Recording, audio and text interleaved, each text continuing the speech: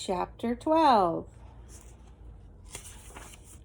Edward did not have much time to enjoy the light, for the dog suddenly appeared above him, dark and shaggy, blocking his view. Edward was pulled out of the garbage by his ears, dropped, and then picked up again, this time around his middle, and shaken back and forth with a great ferocity. The little dog growled deep in his throat and then dropped Edward again and looked at him in the eye, and Edward stared back. "Hey, get out of here, you dog." It was Ernest, king of the garbage, therefore king of the world. The dog grabbed Edward back by his pink dress and took off running. "Hey, that's mine! All this garbage is mine!" shouted Ernest. "You come back here!" But the little dog did not stop. The sun was shining, and Edward felt exhilarated. Who, having known him before, would have thought he would be so happy? Who could think he would be so happy now, crusted over with garbage, wearing a dress, and held in the slobbery mouth of the dog, and being chased by a madman? But happy he was. The dog ran and ran until there was a railroad track. They crossed over the tracks, and there, underneath a scraggly tree in the circle of bushes, Edward was dropped in front of a large pair of feet. The dog began to bark. Edward looked up and saw the feet were attached to an enormous man with a long, dark beard. "What's this, Lucy?" said the man. He bent, picked up Edward, held him firmly, and said, "Lucy, I know you enjoy rabbit pie," Lucy barked. "Yes, I know. Rabbit pie is a true delight, one of the greatest pleasures of our existence." Lucy let out a hopeful yip. "But what you have here, honey, what you've delivered to me, is definitely a rabbit, but even the best chef in the world couldn't make this rabbit into a pie." Lucy growled. "This rabbit is made of china, girl." The man held Edward closer to him. They each looked each other in the eye. "You're made of china, aren't you, Malone?" He gave Edward a playful shake. "You're some child's toy, am I right?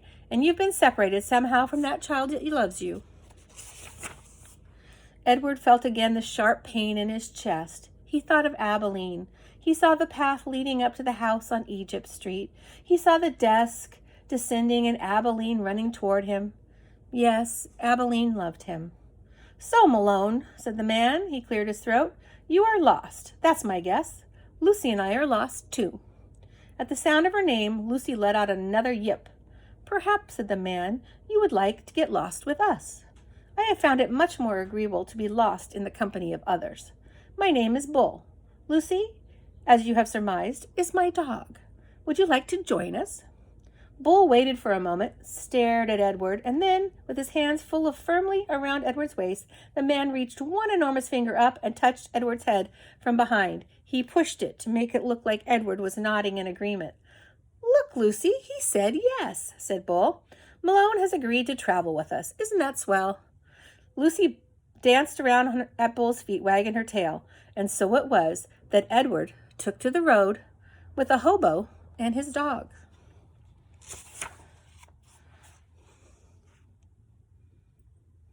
Chapter 13. They traveled on foot. They traveled in empty rail cars. They were always on the move. "But in truth," said Bull, "we are going nowhere. That, my friend, is the irony of our movement." Edward rode in Bull's bedroll, which is like a sleeping bag, slung over Bull's shoulder and only his head and ears sticking out. Bull was always careful to position the rabbit so that he could look forward, never behind him, at the road that they had just traveled. At night, they slept on the ground under the stars. Lucy, after her first disappointment about Edward not being able to be eaten, took a liking to him and slept curled up next to him sometimes. She even rested her nose on his china stomach, and when the noises she made in her sleep, whimpering and growling and chuffing, resonated inside Edward's body. To his surprise, he began to feel a deep tenderness for the dog. During the night, while Bull and Lucy slept, Edward, with his eyes ever open, stared up at the constellations. He said their names, and he said the names of the people who loved them. He started with Abilene, and then he went to Nellie and Lawrence, and from there to Bull and Lucy, and then he ended with Abilene again. Abilene, Nellie, Lawrence, Bull, Lucy, Abilene. "See," Edward told Pellegrina, "I'm not like the princess. I do know how to love." There were times, too, when Bull and Lucy gathered around the campfire with other tramps, Bull was a good storyteller and an even better singer. There's a picture of the sitting around the campfire telling stories. There's Lucy at the bottom.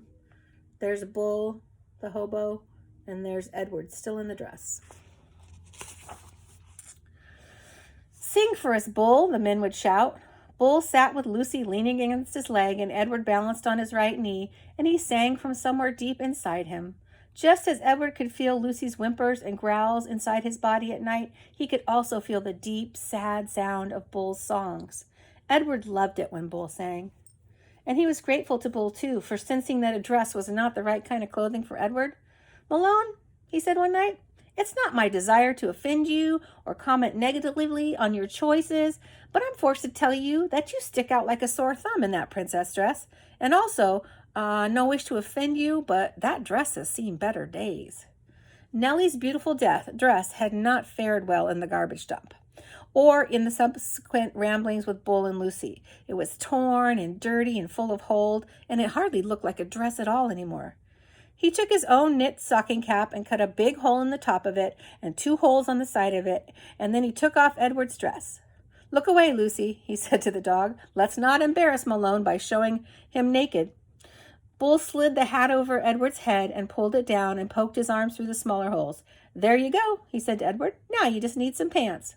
The pants Bull made himself, cutting up several red handkerchiefs and sewing them together so that they formed a makeshift covering for Edward's long legs. "Now you have the proper outlaw look," said Bull. "Now you look like a rabbit on the run." And there's a picture of him in his new outfit.